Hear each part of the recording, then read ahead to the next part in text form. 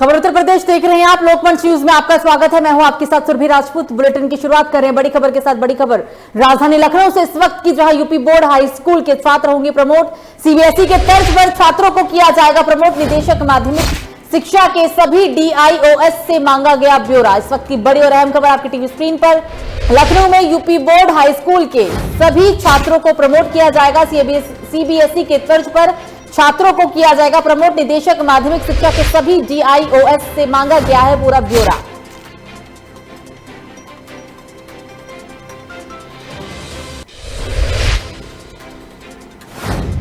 तो कोरोना को देखते हुए सीबीएसई के छात्रों को प्रमोट करने का फैसला लिया गया है। यूपी बोर्ड हाई स्कूल के सभी छात्रों को प्रमोट किया जाएगा। सीबीएसई के तर्ज पर छात्रों को किया जाएगा प्रमोट। निदेशक माध्यमिक शिक्षा ने सभी डीआईओएस से मांगा ब्यौरा।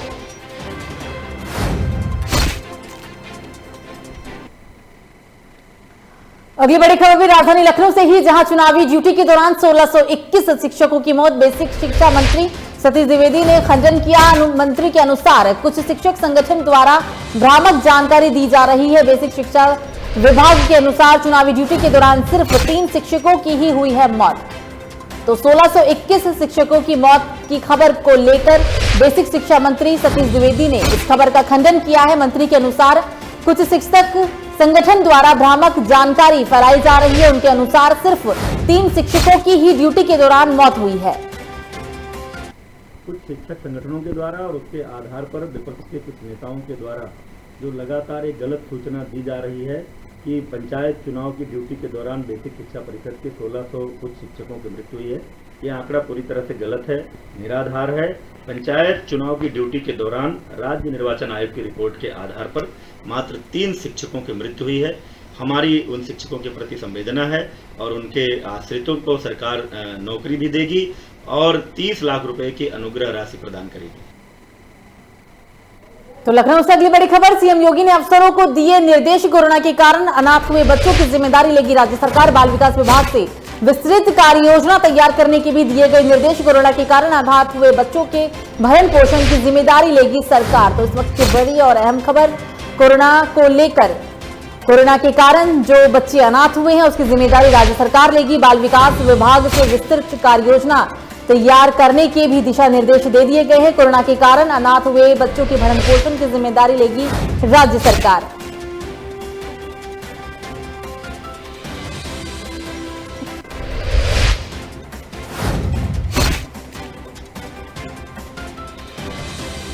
तो सीएम योगी ने अफसरों को दिशा निर्देश दिए हैं। अफसर के मुताबिक जो कोरोना काल में बच्चे अनाथ हुए हैं, जिनके माता पिता का स्वर्गवास हुआ है, ऐसे बच्चों की जिम्मेदारी राज्य सरकार लेगी। बाल विकास विभाग के विस्तृत कार्य योजना को तैयार करने के भी निर्देश दिए गए हैं। कोरोना के कारण अनाथ हुए बच्चों के भरण पोषण की जिम्मेदारी लेगी राज्य सरकार।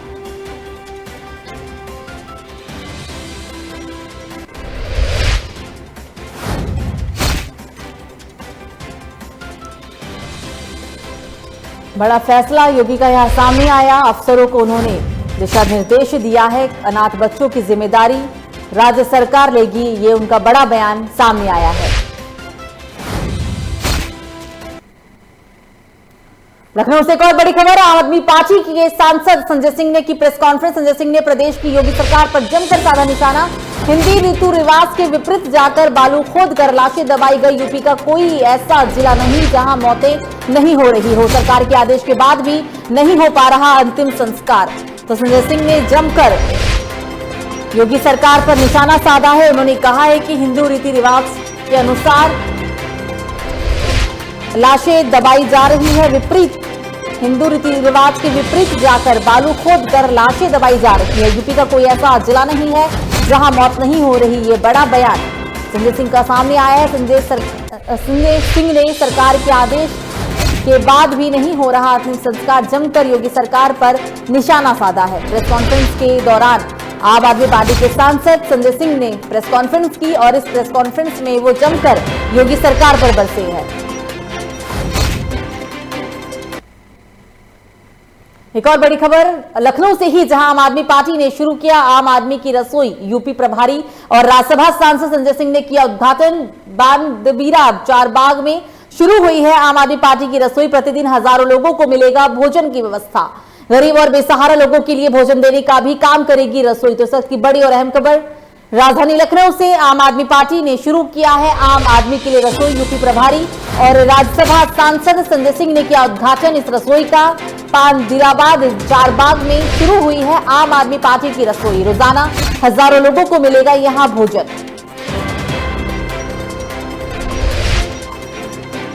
आज से एक ये आम आदमी की रसोई की शुरुआत हम लोग कर रहे हैं, जिसके माध्यम से करीब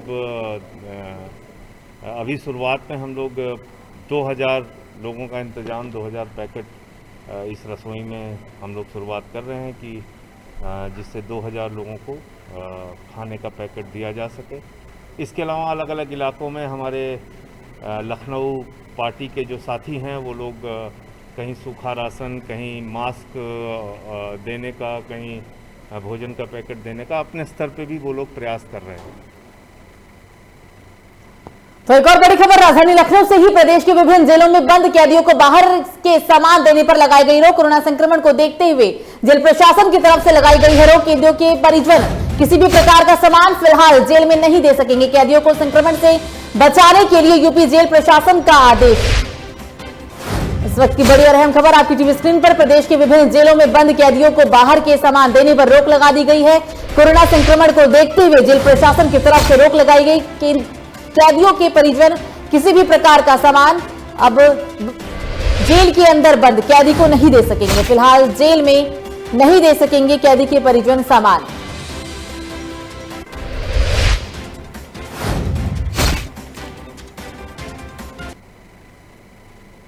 तो अगली बड़ी खबर राजधानी लखनऊ से ही, जहां सड़कों पर लगा कूड़े का ढेर। सफाई को लेकर नहीं हो रहा कोई काम। शिकायत करने के बाद भी नहीं होती कोई कार्रवाई।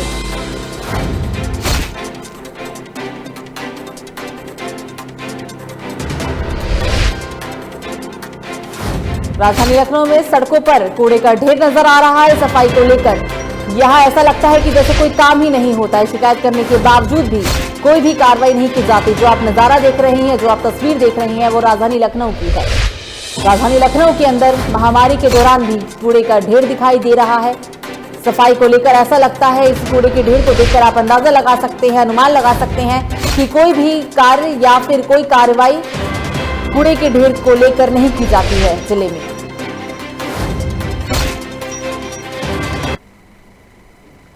तो बिजनौर में अस्पताल की स्वास्थ्य सेवाएं हुई बदहाल। सरकारी अस्पताल में स्ट्रेचर की किल्लत। बिना स्ट्रेचर लाश को तीमारदार ने उठाया। पंडित दीनदयाल उपाध्याय जिला संयुक्त चिकित्सालय का पूरा मामला।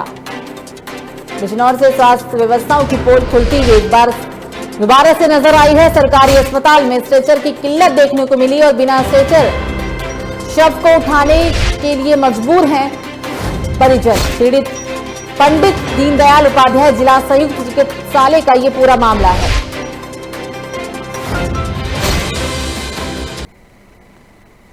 तो नोएडा में ऑक्सीजन सिलेंडर और दवाइयों की हो रही कालाबाजारी। कालाबाजारी करने वालों पर पुलिस ने किया गिरफ्तार। 42 लीटर ऑक्सीजन, 4 ऑक्सीजन मास्क भी किए हैं बरामद। तो इस वक्त की बड़ी और अहम खबर आपकी टीवी स्क्रीन पर। कालाबाजारी को लेकर नोएडा के अंदर प्रशासन काफी सख्त दिखाई दे रहा है। ऑक्सीजन सिलेंडर और दवाइयों की कालाबाजारी को लेकर प्रशासन की यहां कार्रवाई देखने को मिली है। कालाबाजारी करने वालों को पुलिस ने गिरफ्तार किया है और पुलिस ने दरमियान 42 लीटर ऑक्सीजन, 4 ऑक्सीजन मास्क भी बरामद किए।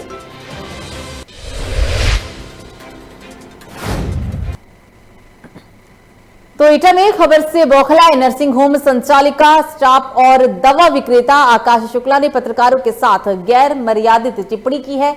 पत्रकारों के संगठन के नामजनों से खिलाफ कार्रवाई कराने को लेकर डीएम को एक शिकायती पत्र भी सौंपा गया। बता दें आपको कि कुछ दिन पहले मां दुर्गा नर्सिंग होम पर प्रसूता की प्रसव के दौरान डॉक्टर की लापरवाही के चलते युवती की मौत हो गई थी, जिसके बाद पत्रकारों ने प्रमुखता से खबर को निष्पक्ष दिखाया था। खबर प्रसारित होने के बाद पत्रकारों के खिलाफ सोशल मीडिया पर गैर मर्यादित फोटो सोशल मीडिया पर वायरल किया गया था। बता दें आपको कि इस घिनौने कृत्य को लेकर पत्रकार समाज ने आक्रोशित होकर डीएम से न्याय की गुहार लगाई।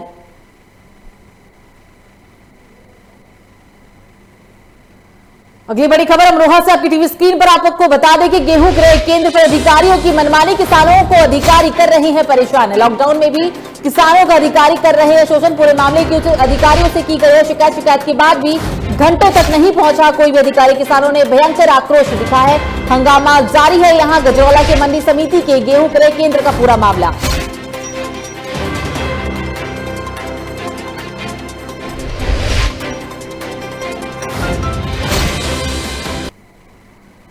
तो देवरिया जिले के रुद्रपुर विधानसभा क्षेत्र के बीजेपी विधायक और राज्य मंत्री जयप्रकाश निषाद के भतीजे की दबंगई देखने को मिली है, जिसमें लॉकडाउन की मिठाई के दुकानदार द्वारा मिठाई नहीं देने पर पुलिस के सामने जमकर मारपीट की गई, जिस पर पूर्व विधायक ने कहा है कि इस पूरे प्रकरण की जांच होनी चाहिए। इसके साथ ही दोषी मंत्री के भतीजे के खिलाफ मुकदमा दर्ज कर उनके संपत्ति की जांच भी ईडी सीबीआई से किए जाने की मांग की गई।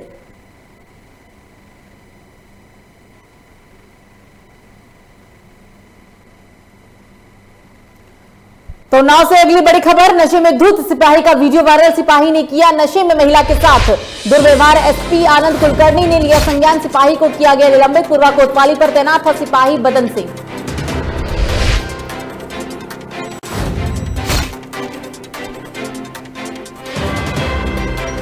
तो आप जो ये तस्वीर देख रहे हैं वो नाव से सिपाही नशे में धुत हैं और नशे में धुत होने की वजह से ही इन्होंने एक महिला के साथ दुर्व्यवहार किया है। हालांकि इस पूरे मामले को संज्ञान में ले लिया गया है और मामला सामने आने के बाद सोशल मीडिया पर यह वीडियो वायरल होने के बाद एसपी आनंद कुलकर्णी ने सिपाही को निलंबित कर दिया। पूरा मामला आपको बता दें पूर्वा कोतवाली पर का ये है और ये जो सिपाही महाशय है वो पूर्वा कोतवाली पर सिपाही के पद पर तैनात है।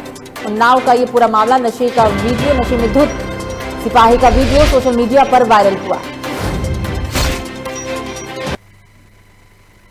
तो बुलंदशहर में पुरानी सब्जी मंडी में मारपीट के दौरान 2 लोग घायल। हवाई फायरिंग की भी सूचना सब्जी खरीदने को लेकर हुआ था ये पूरा विवाद। पुलिस ने घायलों को जिला अस्पताल में भर्ती कराया। आरोपी हुए फरार। पुलिस ने 2 लोगों को हिरासत में लिया। खुर्जा कोतवाली नगर क्षेत्र के स्थित पुरानी सब्जी मंडी का पूरा मामला।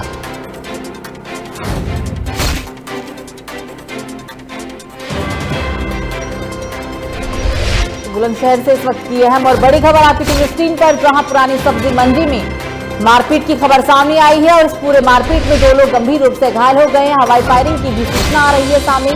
सब्जी खरीदने को लेकर यह पूरा विवाद हुआ था। पुलिस ने घायलों को अस्पताल में भर्ती कराया है और इस घटना के बाद आरोपी मौके से फरार हो गए। हालांकि इस घटना की जानकारी मिलने के बाद मौके पर पहुंची पुलिस ने 2 लोगों को भी हिरासत में लिया है।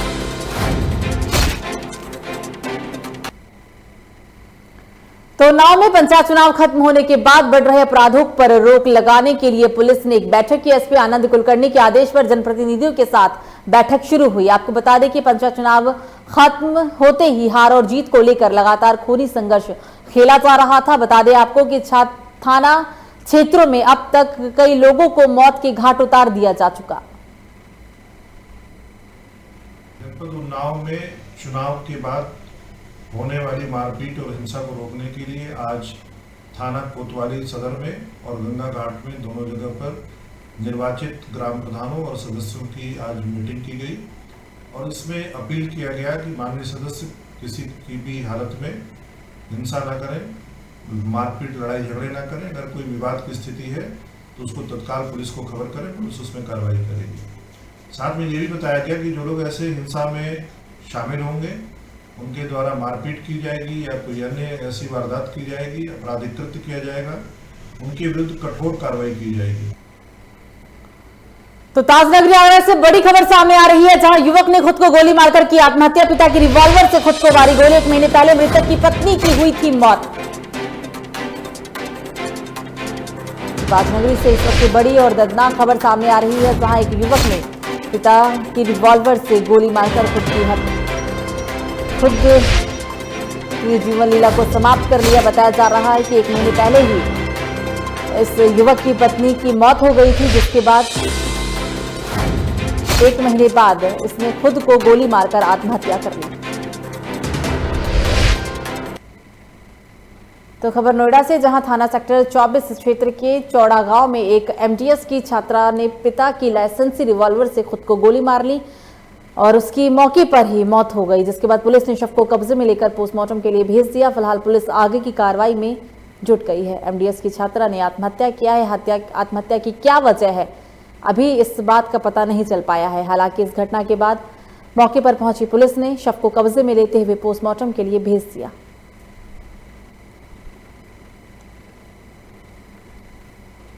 खबर प्रतापगढ़ से, जहां जिले में पंचायत चुनाव में ड्यूटी करने वाले बेसिक शिक्षा के 32 कर्मचारियों की कोरोना के चलते मौत हो गई, जिसको लेकर बेसिक शिक्षा संघ के उपाध्यक्ष सत्यप्रकाश पांडे ने कहा है कि चुनाव प्रक्रिया के दौरान कोरोना गाइडलाइन का कोई पालन नहीं किया गया था, जिसके चलते शिक्षकों की मृत्यु हुई है। सरकार से उन्होंने मांग भी की है कि मृतकों के परिजनों को सहायता राशि के साथ ही परिवार के एक सदस्य को सरकारी नौकरी भी दी जाए। सरकार ने संवेदनहीनता दिखाते हुए केवल चुनाव के दिन जिनकी डेथ हुई है उन्हीं को सरकार ने माना, जो कि गलत है। जबकि जनपद के 30 शिक्षक जो काल के गाल में समा गए कोरोना के चलते, वह सब इसी चुनाव के दरमियान संक्रमित हुए और इस कोविड महामारी के कारण उनकी मृत्यु हुई।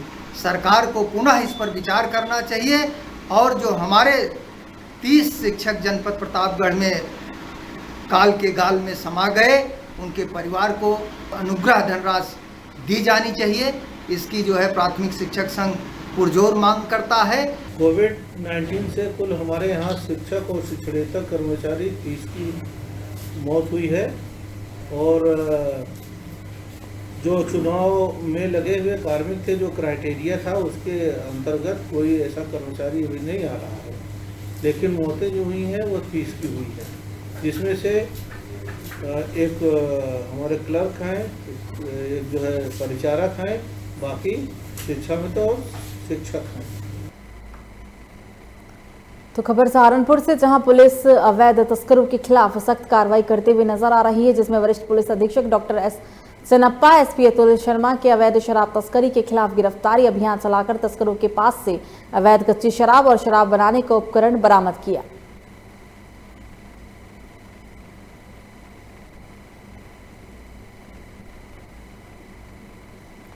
तो नाव से अगली बड़ी खबर, गरीब परिवार पर गिरी आफत की बिजली। बरसात की वजह से खंभे से उतरी बिजली, तार गिरने की वजह से भैंस की कीमत बताई जा रही है 2 लाख।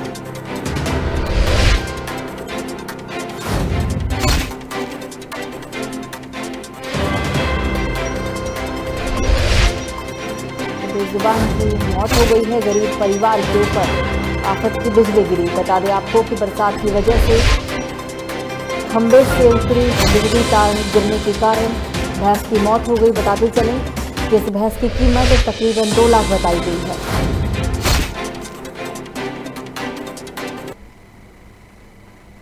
तो अगली खबर बहराइच से, जहां प्लाईवुड की लकड़ी से भरे एक ट्रैक्टर ट्रॉली के अनियंत्रित होने से 1.5 साल के बच्चे पर पलट गई और जहां हादसा इतना गंभीर बताया जा रहा था कि मासूम को बाहर निकालते वक्त उसकी मौत हो गई।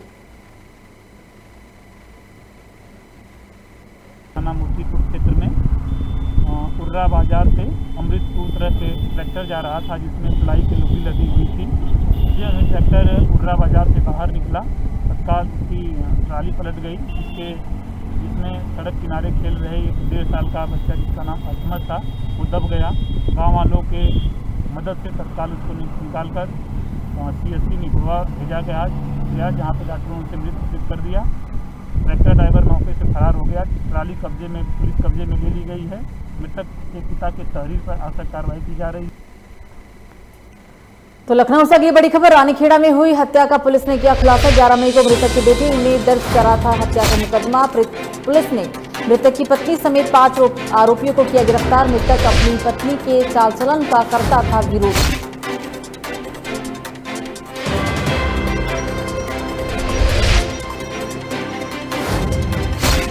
बड़ी खबर लखनऊ से, आपकी टीवी स्क्रीन पर रानीखेड़ा में हुई हत्या का पुलिस ने खुलासा कर दिया है। 11 मई को मृतक के बेटे ने हत्या का मुकदमा दर्ज कराया था, जिसके बाद पुलिस ने कार्रवाई करते हुए मृतक की पत्नी समेत 5 आरोपियों को गिरफ्तार किया है। आरोप है कि मृतक अपनी पत्नी के चाल चलन का विरोध करता था और शायद यही वजह थी कि उसकी निर्मम हत्या करा दी गई।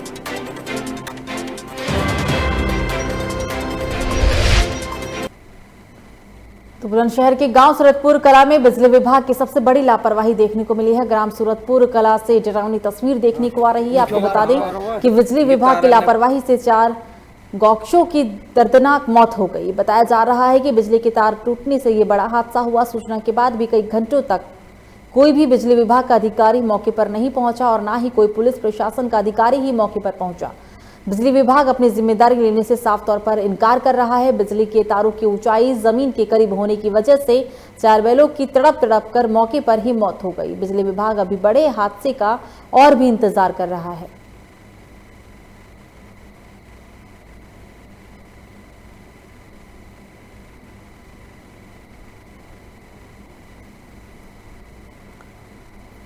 तो आज पूरा देश कोरोना जैसी महामारी से जूझ रहा है। जनता भी कोरोना गाइडलाइन का पालन नहीं कर रही है। बुलंदशहर में पुलिस प्रशासन काफी सख्त नजर आ रहा है।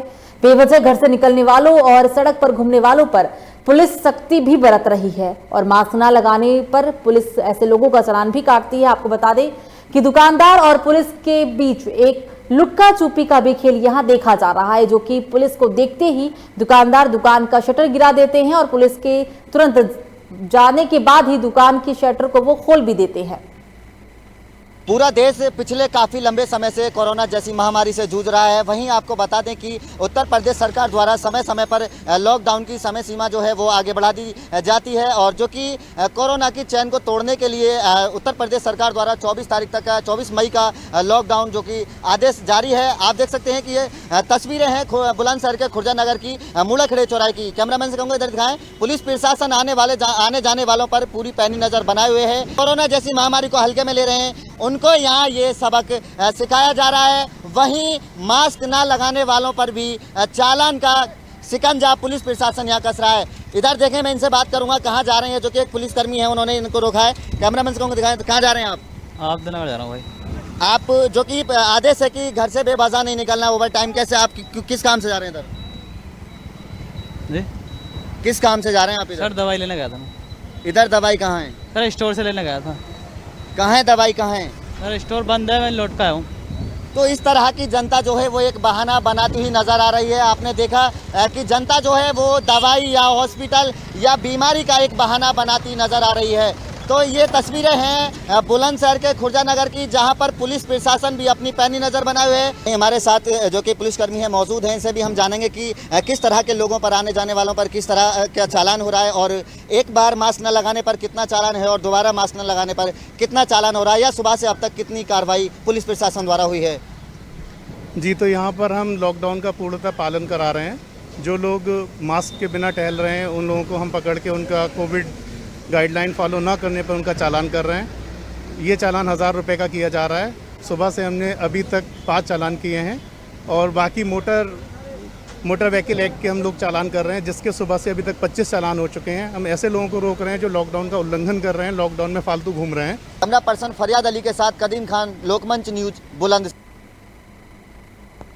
खबरों में आगे बढ़ते और अब बात करेंगे यूपी के बिजनौर की। बिजनौर से इस वक्त की बड़ी खबर, सोशल मीडिया पर महिला की पिटाई वायरल होने से पुलिस हरकत में आ गई है, जिसमें पुलिस ने 3 आरोपियों को गिरफ्तार करते हुए संगीन धाराओं में केस दर्ज कर लिया है और जेल भेजने की तैयारी पुलिस अब इन सभी को कर रही है।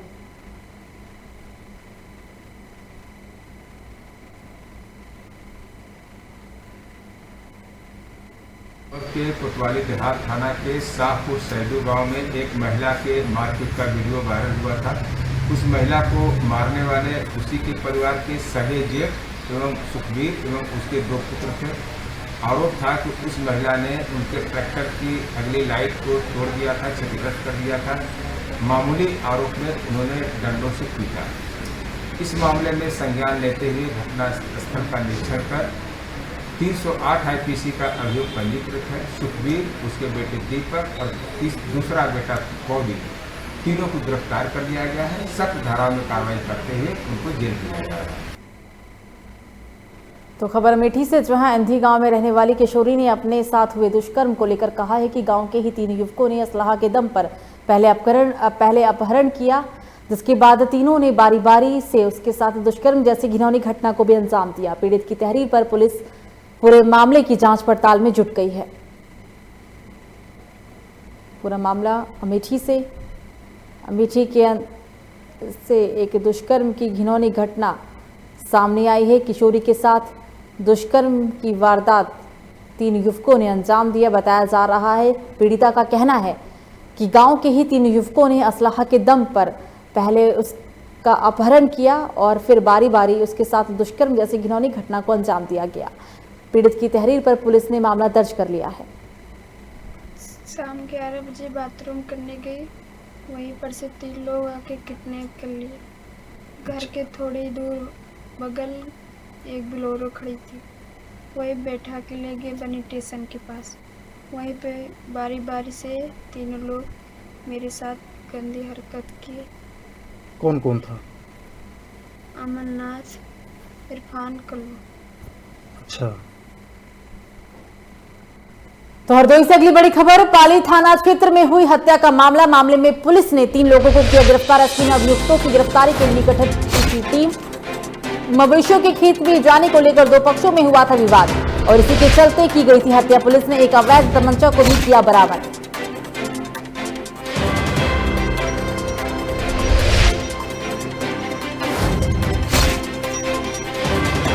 बता दें आपको कि पूरा मामला हरदोई से पाली थाना क्षेत्र में हत्या के मामले का पुलिस ने खुलासा किया है। खुलासा करते हुए पुलिस ने 3 लोगों को भी गिरफ्तार किया है। इसमें अभियुक्तों की गिरफ्तारी के लिए एक टीम की गठित की थी। टीम को गठित किया गया था। मवेशियों के खेत में जाने को लेकर 2 पक्षों में विवाद हुआ था और इसी विवाद के कारण हत्या की गई है। पुलिस ने इस दौरान एक अवैध तमंचे को भी बरामद किया।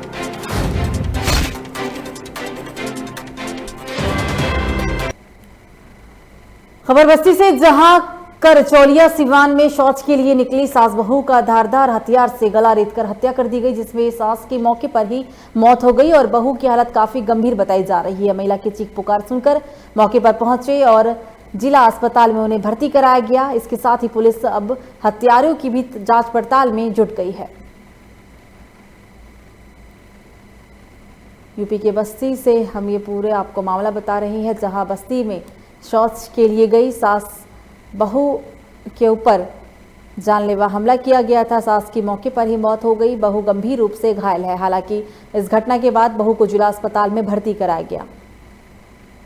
प्रातः 5 बजे ग्राम करचौलिया थाना कप्तानगंज में सुबह शौच के लिए जाते समय 2 महिलाओं सुभावती पत्नी राम प्यारे और उनकी बहू पूजा पत्नी राजू पर चाकू से हमला कर दिया गया, जिससे सुभावती की मौके पर ही मृत्यु हो गई और पूजा इस समय उनका इलाज सदर अस्पताल बस्ती में चल रहा है, जहां वो खतरे से बाहर हैं।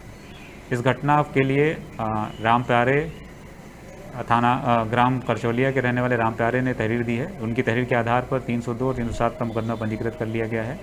मुख्य आरोपियों की गिरफ्तारी शीघ्र ही कर ली जाएगी। उनकी बहू पूजा खतरे से बाहर हैं। सुभावती की लाश हमारे कब्जे में है, जिसका पंचायतनामा भर के पोस्टमार्टम कराया जा रहा है। तो फिलहाल बुलेटिन में मुझे दीजिए इजाजत। लोकमंच न्यूज पर खबरों का सिलसिला जारी रहेगा। नमस्कार।